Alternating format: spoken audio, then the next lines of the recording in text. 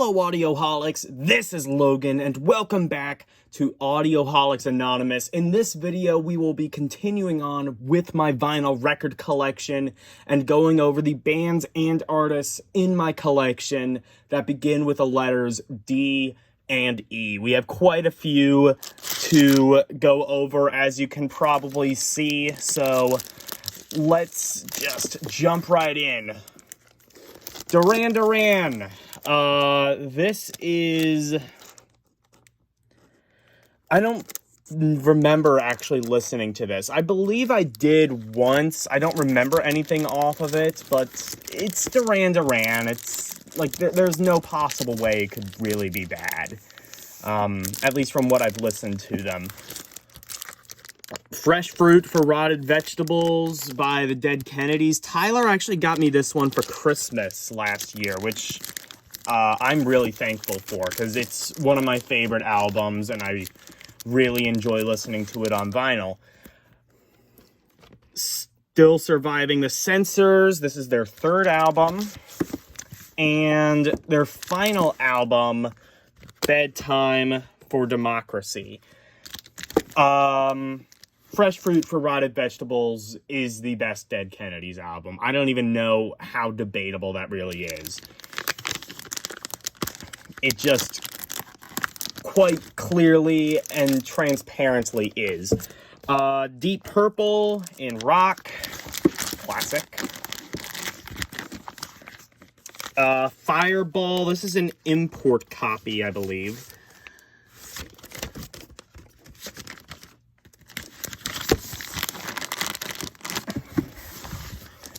Deep Purple's Machine Head. Looks like I'm gonna need to fix the case on that one. Put it sideways, I usually do. The Best of Deep Purple. This is mostly Mark I Deep Purple. So, you know, Hush, Kentucky Woman, songs like that. Made in Japan, of course, classic live album. One of the better live albums. You know, it feels authentic. I don't entirely know if it was or not. It seemed like an actual concert recording, but that wasn't always guaranteed back in the day. Who Do We Think We Are? Not gonna lie, it's a toss-up between this and In Rock as my favorite Deep Purple album. In Rock definitely has, like, the more, you know, Ian Gillan of, like, any Deep Purple record. But I think this has some really good, underrated songs on it. Mary Long, Super Trooper, all some really good stuff. Made in Europe, this is sort of like getting into Mark III Deep Purple era. Gonna be honest, I don't know how many loyalists there are of Mark III Deep Purple, but I'm just not a fan. And here's Stormbringer. I'm not really a fan of... I don't even like the Burn album.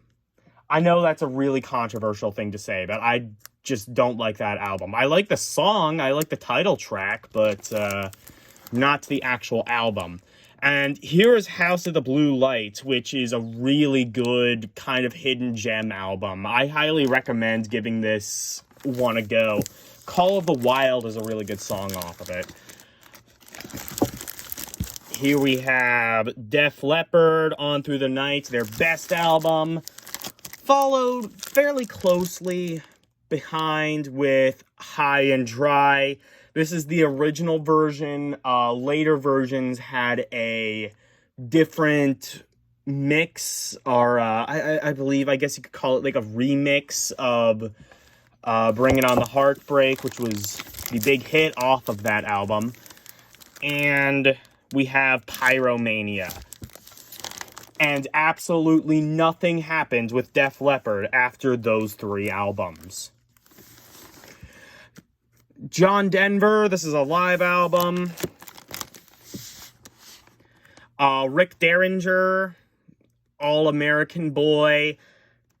I don't even care what you say. This album art is just so absolutely insane that I kind of love it in a way.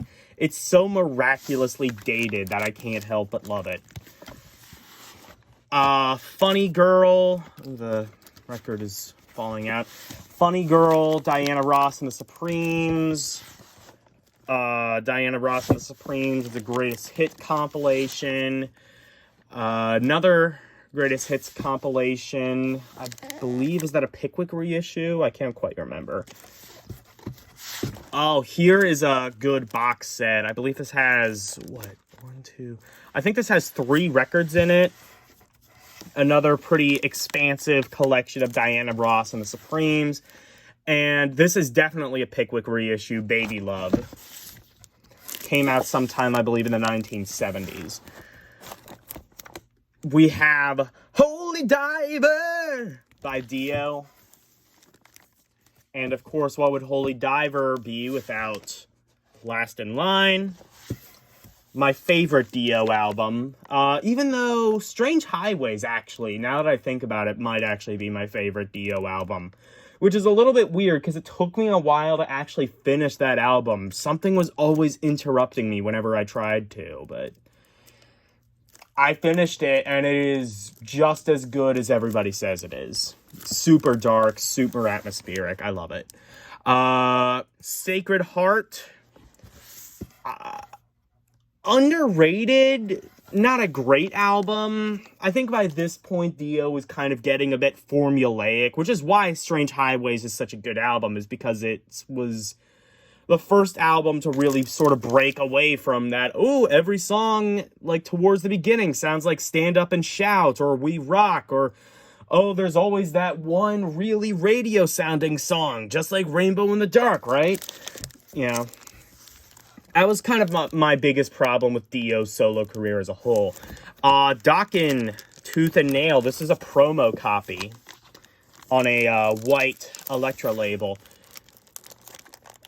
This is actually in the wrong place, but it's Back to the Attack. So there is my copy of Under Lock and Key. I'll actually just put that back there. Disturbed, Down with the Sickness, classic record. And Believe, this is a picture disc of the Disturbed album. Basically, Tyler and I saw this on Amazon, and they were selling it for like $10, so we decided you know what, we'll both get copies, and I have it, sounds great, he also has it, so there you go. This is Donovan, Mellow Yellow. Donovan's greatest hits, pretty expansive collection up to that point. And finally, we have Open Arms, which I believe this is an album where he partnered with Jeff Beck on. Really good, pretty good album anyway. Doobie Brothers.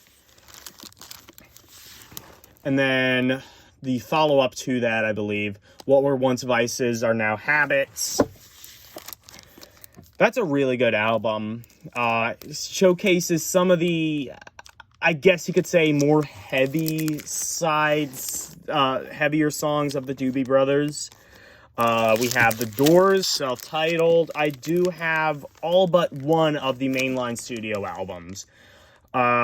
We have Strange Days, Waiting for the Sun, The Soft Parade, a really good album. Morrison Hotel, another really good album. This is, I believe this is Absolutely Live, I believe was the name of this one, or am I getting confused with another album? But it's a pretty good, I mean, Doors live, you know, you're never going to be able to see that again. Of course, I'll never be able to see it ever. The Doors, LA Woman. This one I actually just recently got, and now I have all of the Jim Morrison studio Doors albums. And this might honestly be one of my favorite Doors albums as well. It just has some of the best songs on it. And on a complete opposite note, The Doors, Other Voices. God, this album was such a train wreck. I mean, I have to imagine there was some sort of, like, contractual obligation behind it. Like, no rational human being would have thought, hey, you know, it would be great, make a Doors album, but without Jim Morrison, because, you know, Jim Morrison had already died by this point. Yeah, absolute train wreck. Here is something that is not a train wreck. The Times They Are A-Changing, Bob Dylan, classic folk album.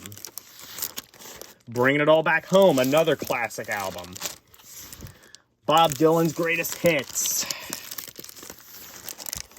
John Wesley Harding, really good album. Might actually be, I think that might be my favorite. No, it's not. I was going to say that's my favorite Bob Dylan album. No, there's actually one, I don't remember what it's called, but it came out in the 80s. It's really good Bob Dylan album that is unfortunately very overlooked. This one is Dylan. This is, I think, his second or third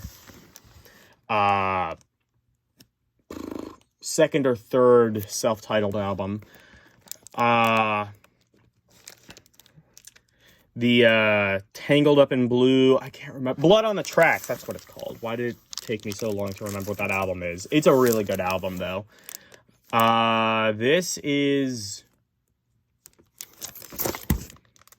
You know, funny thing, I actually don't remember actually ever buying this album, but it's another Bob Dylan one.